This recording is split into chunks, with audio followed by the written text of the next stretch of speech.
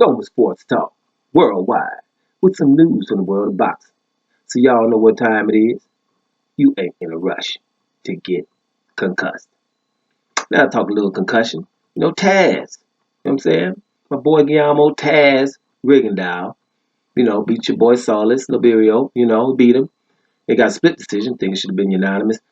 Wasn't really totally focused on if I had it running. I need to go back and watch it again. But he won the fight, and it was interesting for who he wants next. That's what's more interesting right now. When it comes to Guillermo Rigondeaux, he looked okay. This is probably not a prime Rigondeaux, and should it be at 39 years old, right? But in his prime, people were fighting him. Hence, Taz running away. So he doesn't have to look good. Another thing that got me pissed off a little bit. That's why I was like, okay, I ain't really want to watch this. I'm gonna turn it off, man. But because booing, every brother at 39 years old is being elusive, is getting booed. But a 29-year-old big old behemoth in Tyson Fury being elusive is not getting booed. So things like that would just irk me, and I'm like, yeah, well, whatever. Yeah, BTBG. I ain't got time to be watching it. But at the end of the day, Rigondeaux beats his boy. And who he wants at 39 years old, again, he wants Naoya Inoue.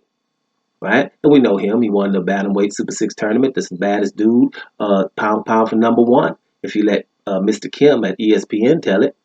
He's been in everybody's top five, right? And had a hard fight with Nonito Donaire where his eye sockets broke, right? And that's why he's got a rest right now. So he had a barn burner of a fight with Donaire, pulled it out.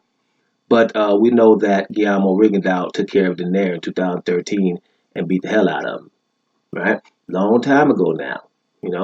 That Donaire was probably only 33, 34 years old. Still old, but wasn't, was able to deal with Donaire easily.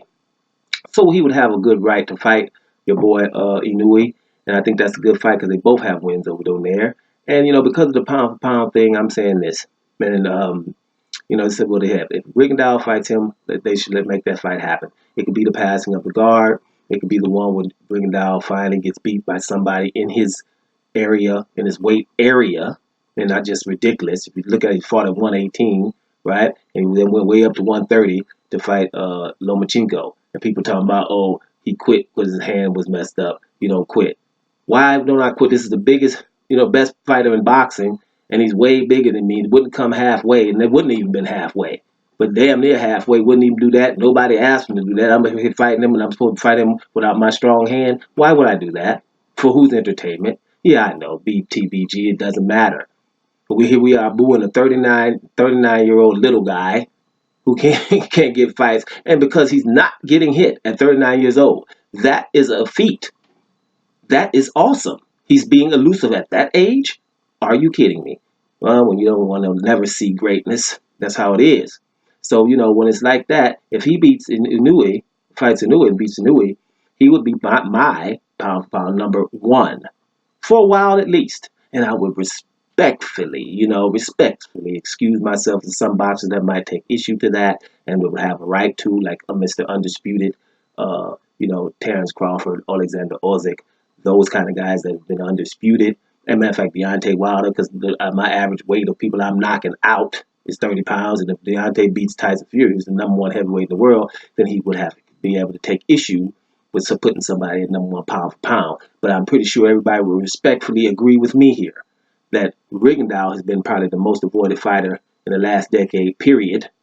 Right? And I'm talking about blatantly, and been blackballed from the sport because he's good and he's old. And if he was able to do something like that to a guy that they're about ready to put pound for pound number one in Inoue and stop him like he did Donaire, we're not going to do what they did last time and blackball him and put him somewhere in obscurity, number one pound for pound on everybody's list.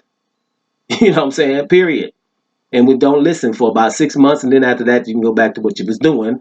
But we would have to herald this guy as doing something ridiculously awesome because that's what it would be. And at least this time he gets an opportunity to do that because he would have done that to all the guys that are more famous than him back in the day who ran from him. But he didn't get the opportunity. That's how we do here. You know what I'm saying? And make sure this is clear. When a guy gets dangerous, you don't see him as an opportunity anymore. That's what happens. Rigondeaux had belts, guys. Belts. Don't people should want the belt? They don't see that as an opportunity to go get that belt, right?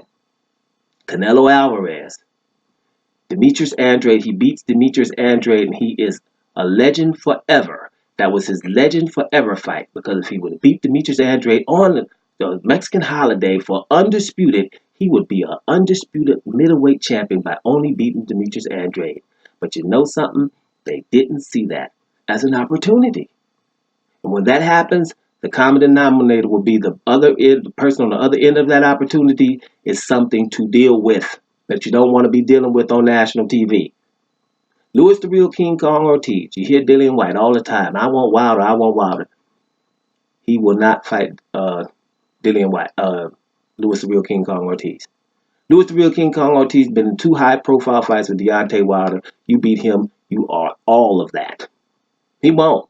And people come in, well, Louis Real King Kong Ortiz, who has he fought? That's another question asked to dangerous people. Who has he fought? None of them that he couldn't fight. Ask the question differently. Who has he always wanted to fight and won't fight him? Then you start having more heavyweights in there. Who has he fought? Right? But they don't see Louis the Real King Kong Ortiz as an opportunity. You should. That's the gate to go right straight to Wilder and anybody else in the heavyweight division, because after you beat him, you would be all that. But you don't see it as an opportunity. On the end of that opportunity is a bad dude. That's King Kong there. Ain't nobody in a rush to do that. Right? Ain't nobody ever was in a rush to do Rigondeaux either. So if Inoue and Rigondeaux, like I said, it could be the passing of the torch, because Inoue is nothing to be joking with. It's a dangerous fight for him to do, but hey, that's what Rigondeaux has been doing. All these old silly big old dudes he's trying to stand in the pocket against. That chair fight, last one, ridiculous. Big boy, you don't stay in the pocket to entertain for who? Rigondeaux, get your stuff together, fight Inoue, and if he beats Inoue, he'll be #1 pound for pound. And I'm glad he's asking to fight Inoue. So let's all get behind that. And it don't really matter what Rigondeaux does, because for me, he's Taz, and for me, he's one of the greatest we've seen. Right? So it doesn't matter if he loses at 39 years old to Inoue, but I think let's just go on and test himself. Let's go on and see if we can get that fight and start talking about all these other ones. Doma Sports Talk, worldwide. And I'm up out of here, y'all.